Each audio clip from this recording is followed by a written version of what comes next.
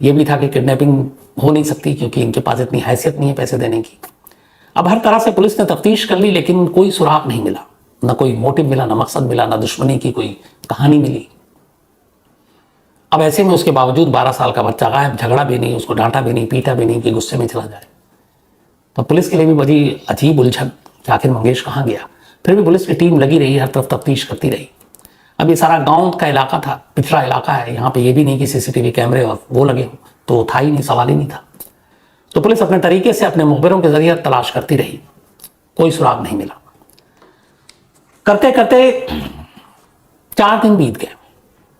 4 दिन तक पुलिस हाथ पैर मारती रही लेकिन पुलिस को कोई सुराग नहीं मिलता है। 5वां दिन भी बीत जाता है, फिर 6ठा दिन भी बीत जाता है। अब 8 फरवरी की तारीख आ गई, 2 फरवरी से गायब है मंगेश। 8 फरवरी को कुछ गांव वाले बताते हैं कि इस गांव में जहां पे मंगेश का घर है उससे करीब आधे मील दूर एक जंगल का इलाका है, वहां पे किसी इंसान का एक पैर कटा पड़ा है। पुलिस की टीम खबर मिलकर पहुंचती है, मौके पे जाती है। वहां फॉरेंसिक टीम को बुलाया जाता है, डॉग स्क्वाड को बुलाया जाता है। अब उस कटे हुए पैर को देखकर लगता है कि ये पैर किसी बच्चे का है क्योंकि पैर का साइज बहुत बड़ा नहीं था। और उसको देख के ये भी लग रहा था कि इसे किसी कुल्हाड़ी से काटा गया है। पुलिस ने उस पैर के टुकड़े को अपने कब्जे में लिया, फॉरेंसिक टीम ने वहां पे अपनी तफ्तीश की और पुलिस ने उसको लेकर अस्पताल भिजवा दिया। अब पुलिस उस जगह पे जहां पे ये पैर पड़ा हुआ था आसपास के तमाम इलाकों को खंगालना शुरू करती है कि शायद कुछ और सबूत मिले, लेकिन कोई सबूत नहीं मिलता। इस दौरान में खोजी कुत्ते भी पुलिस के साथ थे। मौके से आने के बाद, उस पैर को सूंघने के बाद, आसपास को सूंघने के बाद कुत्ते भी इधर उधर जाते हैं, लेकिन वो जहां जहां जाते हैं वहां से पुलिस को कोई सुराग नहीं मिलता। तो खोजी कुत्ते जो डॉग स्क्वाड वो इधर उधर कई जगह गए, पुलिस वाले उनके पीछे गए, लेकिन कोई चीज नजर नहीं आई, ना कोई चीज मिली जिससे इस केस पर रोशनी पड़ता। थक हार कर पुलिस वहां से लौट जाती है, फॉरेंसिक टीम भी लौट जाती है। अब इधर एक डर बैठ गया कि ये जो कटा हुआ पैर है ये एक बच्चे का ही है, कहीं ये मंगेश का पैर तो नहीं, और अगर मंगेश का पैर है तो फिर इसका मतलब है कि मंगेश का कत्ल हो चुका है। ये बात मंगेश के माँ बाप को पता चली। ये सुनते उनका रो रो के बुरा हाल। मंगेश की माँ बार बार बेहोश हो जाए, घर वाले रिश्तेदार उसे समझाएं, संभालें। पुलिस वालों ने भी दिलासा दिया कि जरूरी नहीं है कि ये मंगेश का ही पैर हो। तो एक उम्मीद की किरण अब भी बाकी थी कि शायद ये किसी और का पैर हो, मंगेश जिंदा हो, और पुलिस की तफ्तीश चलती रही। अब यहां पे जब पैर मिला तो पुलिस की तफ्तीश के दौरान एक चीज पता चली। पता ये चला कि 2 फरवरी को 2019 को मंगेश गायब हुआ था और उसके अगले ही दिन यानी 3 फरवरी को मौनी अमावस्या थी। मौनी अमावस्या आमतौर पर इसमें लोग पूजा पाठ करते हैं, मौन व्रत रख के जो पूजा करते हैं उसको, जो साधु संतों की तरह, उसी दौरान मौनी अवस्था में ये सब कुछ होता है। तो मौनी अवस्था में एक और भी चीज होती है कि बहुत सारे लोग तंत्र मंत्र भी कर लेते हैं। तब उसमें ये था कि एक पैर मिला है पुलिस को, कुछ लोगों ने बताया, गांव के बुजुर्गों ने, कि इस पैर के मिलने से एक ऐसा भी लगता है कि कहीं ये नरबली का मामला तो नहीं है, यानी किसी इंसान की बलि दे गई हो, किसी ने कोई मन्नत मांगी हो तंत्र मंत्र और तांत्रिक की वजह से। अब पुलिस के भी दिमाग में बात आई कि 2 तारीख को गायब हुआ मंगेश, 3 को मौनी अमावस्या, तो कहीं इसका ताल्लुक, इसका कनेक्शन तंत्र मंत्र और नरबली से तो नहीं है। अब जब ये चीजें पुलिस के सामने आई तो पुलिस ने फिर कहा कि तमाम गांव और आसपास के ऐसे लोगों को ढूंढो जो तंत्र मंत्र करते हैं। बहुत सारे तांत्रिकों को उठाया गया, उनसे पूछताछ की गई, लेकिन उन्होंने जो जो बयान दिए उस हिसाब से न उनके गांव में मौजूदगी थी, न मौके वारदात पर मौजूदगी थी उनकी, न मंगेश के घर के आसपास। तो एक एक कर उन तांत्रिकों को छोड़ना पड़ा पुलिस को। कोई कनेक्शन जोड़ नहीं रहा, कोई सुराग मिल नहीं रहा। इसी तफ्तीश के दौरान फिर पुलिस को पता चला कि इस गांव के पास ही एक जौहरी की दुकान है और वो उस पूरे इलाके में एक इकलौती ऐसी दुकान है जिसकी दुकान के बाहर सीसीटीवी कैमरा लगा हुआ है। अब पुलिस को लगा कि चलो यहां से शायद कोई सुराग मिल जाए। पुलिस ने उस सीसीटीवी फुटेज को खंगालना शुरू किया, 2 फरवरी के सारे विजुअल निकाले। देखते देखते रात के वक्त एक तस्वीर दिखाई दी। उसमें दिखाई दिया कि एक भिखारी जैसा शख्स अपने पीठ पे एक बोरी लाद कर जा रहा है और उस बोरी में लग रहा है कि कुछ अच्छा खासा सामान है, लेकिन उस भिखारी का चेहरा साफ नजर नहीं आ रहा, धुंधला है। बोरी को देख के पुलिस को लगा कि कहीं इस बोरी में कोई लाश तो नहीं है, क्योंकि बोरी का साइज और वजन देखकर वैसे ही लग रहा था। तो पुलिस को डाउट हुआ कि यही शायद कातिल है, ये लाश को ठिकाने लगाने ले जा रहा है। अब चेहरा क्लियर नहीं था, लेकिन उस चेहरे के आधार पर जो तस्वीरों में कैद हुई, पुलिस ने स्केच आर्टिस्ट को बुलाया और उस भिखारी की तस्वीर बनाई और गांव में जगह जगह चिपकवा दिया, आसपास के जिले में भी। और पुलिस ने अपनी तरफ से इनाम का भी ऐलान किया कि जो भी इस भिखारी को पहचानेगा उसे इनाम दिया जाएगा। लेकिन ये कोशिश भी नाकाम रही। न उस भिखारी की पहचान हुई, न कोई आगे आया, न उसकी शिनाख्त हुई, वो कौन था कुछ पता नहीं चला। वक्त बीत गया, करीब अब 10-12 दिन हो चुके थे। अचानक फिर एक रोज पुलिस को अचानक खबर मिली कि गांव से ही दूरी पर एक जंगल है, उस जंगल में कुछ इंसानी टुकड़े मिले। पुलिस की टीम फिर मौके पर पहुंचती है, वहां जाती है तो देखती है कि इंसानी जिस्म के कुछ अलग अलग टुकड़े हैं, हाथ है और भी चीज है, और खून से सने हुए कपड़े भी हैं, लेकिन सर गायब है। अब जब कपड़ा दिखा तो उस दिन सारी गलतफहमी दूर हो गई और ये पता चल गया कि ये जो शरीर के टुकड़े हैं ये उसी 12 साल के बच्चे मंगेश पाटिल के। कपड़े घर वालों ने पहचान लिए, माँ बाप का रो रो कर बुरा हाल, गीता पाटिल को संभालना और समझाना मुश्किल हो गया। इकलौते बेटे की इस तरह से मौत किसी भी माँ बाप को तड़पा कर रखती।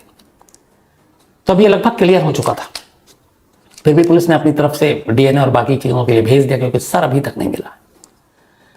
अब इन चीजों के मिलने के बाद पुलिस को ये यकीन हो गया कि मामला कत्ल का है। और अब वही बात कि अगले दिन मौनी अमावस्या थी, तो क्या ये नरबली का मामला है। पुलिस ने एक बार फिर से तय किया कि वो तमाम जादू टोना तंत्र मंत्र करने वाले लोगों को उठाएगी। इसके बाद उन तमाम लोगों को एक एक कर उठाया गया। इस दौरान में जहां से ये शरीर के अलग अलग टुकड़े मिले, उस जंगल को भी पूरी तरह से छान मारा। बहुत सारे पुलिस वाले लगाए गए, दूर दूर तक जाके उन्होंने तलाशी दी, शायद कुछ और मिल जाए, सर मिल जाए, कोई और सुराग मिल जाए, लेकिन कुछ नहीं मिला। 15 दिन अब बीत चुके थे।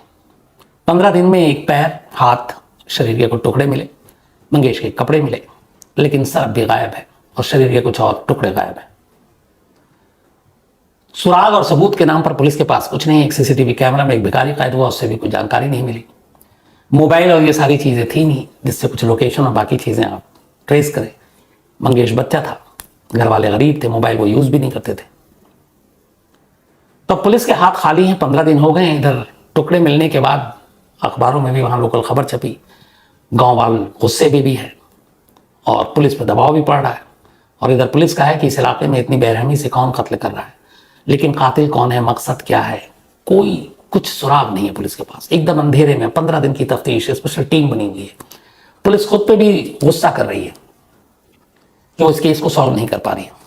15 दिन के बाद इस केस के जो आईओ थे, इन्वेस्टिगेटिंग अफसर, उन्हें लगा कि कहीं ना कहीं वो लोग कुछ गलती कर रहे हैं। इन 15 दिनों में जो उन्होंने इन्वेस्टिगेशन की, तफ्तीश की, कोई ऐसी चीज, कई बार हर पुलिस वाले का सिक्स सेंस जागता है, उन्हें लगता है कि हम कहीं ना कहीं कोई चीज ऐसी मिस कर रहे हैं, हमारे आंखों के सामने से गुजरा लेकिन हमने शायद नजरअंदाज कर दिया, हमें कहीं से कुछ इशारा मिला, हमने उसको समझा ही नहीं। और यही वजह है कि 15 दिन हो गए, केस सॉल्व नहीं हो रहा है। आईओ ने कहा कि ठंडे दिमाग से बैठकर अपनी टीम से सोचो कि हमने 15 दिन में अब तक क्या क्या हासिल किया सुराग और सबूत के नाम पर, और क्या क्या ऐसी चीज है जो हमने मिस कर दी। पूरी टीम लगती है, दिमाग लगाती है, सोचती है, शुरू से केस को स्टडी करते हैं। स्टडी करते करते आखिरकार एक जगह पर आकर एक पुलिस वाला रुक जाता है। वो कहता है, सर हम एक चीज मिस कर रहे हैं। उसने कहा, क्या?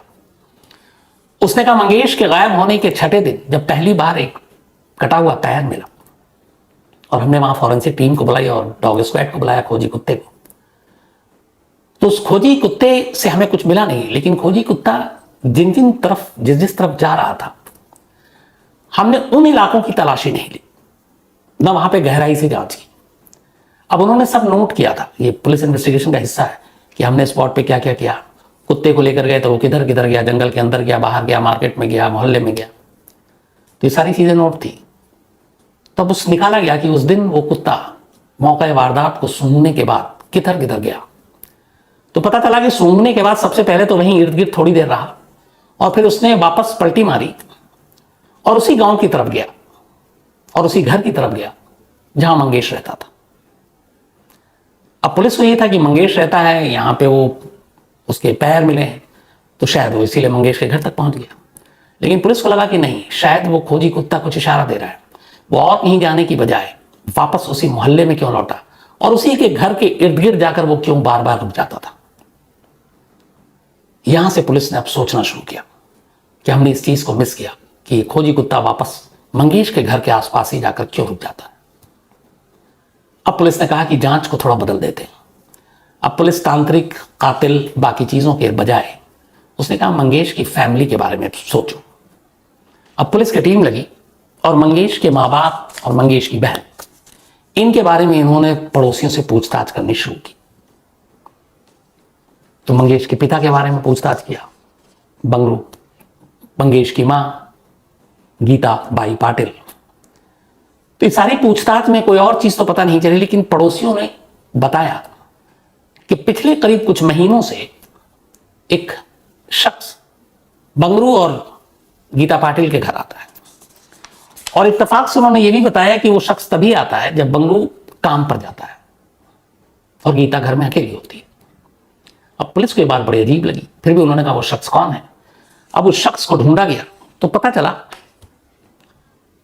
कि एक लड़का है 25 साल का, जिसका नाम बाद में मालूम हुआ समाधान पाटिल। पुलिस को लगा कि इसका कोई ना कोई कनेक्शन हो सकता है, लेकिन फिर समाधान पाटिल के बारे में जब और खंगाला तो पता चला कि समाधान पाटिल तो गीता का भांजा है, यानी गीता उसकी मामी है। पुलिस को लगा कि अब एक भांजा जो है वो घर नहीं आएगा अपनी मामी के, तो किसके घर जाएगा। फिर लगा हाथ पैर खाली। पुलिस को लगा कि अब कोई सुराग नहीं है, कोई सबूत नहीं है, लेकिन फिर भी पुलिस ने समाधान पाटिल को बुलाया। उसने कहा कि चलो इससे पूछताछ करते हैं। समाधान पाटिल को बुलाने के बाद अब पुलिस ने उससे पूछताछ किया कि 2 फरवरी को तुम कहां थे। उसने बताया कि 2 फरवरी को मैं अपने घर पे था, और खासतौर पर दोपहर के वक्त। पुलिस ने उसके बयान की तस्दीक की, पता चला वाकई वो 2 फरवरी की दोपहर जब मंगेश स्कूल से लौटा 2 बजे के आसपास और गायब हुआ, तो उस दिन में समाधान पाटिल अपनी मामी से मिलने नहीं गया था। पुलिस ने अंधेरे में तीर चलाया, बोला कि देखो सच बता दो, क्योंकि तुम्हारा इससे डायरेक्ट कनेक्शन है, तुमने उसके हाथ पैर काटे हैं। अब चूंकि पुलिस को सुराग मिल नहीं रहा, कई बार ये पुलिस या सारी तिकड़ में करते हैं, तो तुम लंबे जाओगे और हम लोग फंसा देंगे। वैसे भी केस हमारे पास खुल नहीं रहा है, सारी चीजें। अब एक सीधा साधा लड़का 25 साल का समाधान पाटिल पुलिस की इन धमकियों और पुलिस के जो घेराबंदी थी उसमें फंस गया। उसके बाद उसने हाथ जोड़ के बोला, साहब मेरी कोई गलती नहीं है, मैंने कुछ नहीं किया, आप मुझे माफ कर दो, मेरे दोस्त राजेंद्र पाटिल ने किया। अब यहाँ एक दूसरा कैरेक्टर आया। पुलिस ने कहा राजेंद्र पाटिल कौन है, तो उसने बोला इसी गांव के बाहर रहता है, मेरा दोस्त है। पुलिस ने उसको बोला कि बुलाओ। अब राजेंद्र पाटिल को बुलाया, समाधान पाटिल का दोस्त। जब आया पुलिस के सामने तो वो वैसे ही घबराया हुआ था। उसके चेहरे को देख के पुलिस समझ गई कि कुछ गड़बड़ है। इसके बाद पुलिस ने उसकी अच्छी तबीयत से खातिरदारी की। थोड़ी ही देर में राजेंद्र पाटिल टूट गया, और इसके बाद उसने कहानी सुनाई, एक ऐसी कहानी जिसे सुनकर पूरा गांव दंग रह गया। जिस केस को पुलिस अभी तक तंत्र मंत्र नरबली का केस समझकर चल रही थी, वो केस ही कुछ और निकला। लोगों को यकीन नहीं हुआ। 3 हफ्ते बीत गए थे, तीसरे हफ्ते में, ये 20वें या 21वें दिन ये केस खुला था। इन 20 दिनों तक मंगेश कश्यप के गुम होने के बाद जो सबसे ज्यादा रोई, जो सबसे ज्यादा बेहोश हुई, जिसने खाना पीना छोड़ दिया, जिसकी तबीयत खराब हो गई, जिसको लोग संभाल रहे हैं वो संभल नहीं रही है, यानी मंगेश की मां गीता बाई पाटिल, वही कातिल निकली। एक मां ने ही अपने 12 साल के बेटे का कत्ल किया था, लेकिन 20 दिनों तक उसने जो व्यवहार किया, उसने दुनिया के सामने अपने आप को जिस तरीके से दिखाया, किसी को यकीन ही नहीं हो रहा था इस पुलिस की कहानी के बाद भी कि पुलिस शायद झूठ बोल रही है। गीता कातिल नहीं हो सकती, एक मां अपने बेटे को नहीं मार सकती, लेकिन हकीकत यही थी, एक मां ने ही अपने बेटे का खून किया था। गीता बाई पाटिल ने ही 12 साल के बेटे मंगेश को मारा था। राजेंद्र पाटिल के बयान के बाद पुलिस गीता पाटिल को गिरफ्तार कर लेती है। गीता पाटिल का पति बंगरू पाटिल तक इस खुलासे के बाद हैरान था। वो भी पुलिस पर यकीन नहीं कर रहा था। उसने कहा कि मेरी बीवी ऐसा नहीं कर सकती, वो अपने बेटे को बहुत प्यार करती है और कोई वजह भी नहीं है। लेकिन फिर पुलिस ने वजह बताई, और वो वजह भी एक कहानी थी। गीता बाई पाटिल और उसका भांजा, ये दोनों चूंकि रिश्तेदार थे, मामा और भांजा थे, मामी और भांजा थे समाधान पाटिल, तो अक्सर घर आना जाना था। 25 साल का लड़का था। बंगरू पाटिल नौकरी की वजह से, मजदूरी की वजह से सुबह घर से निकलता और शाम को ही घर लौटता। बच्चे स्कूल चले जाते।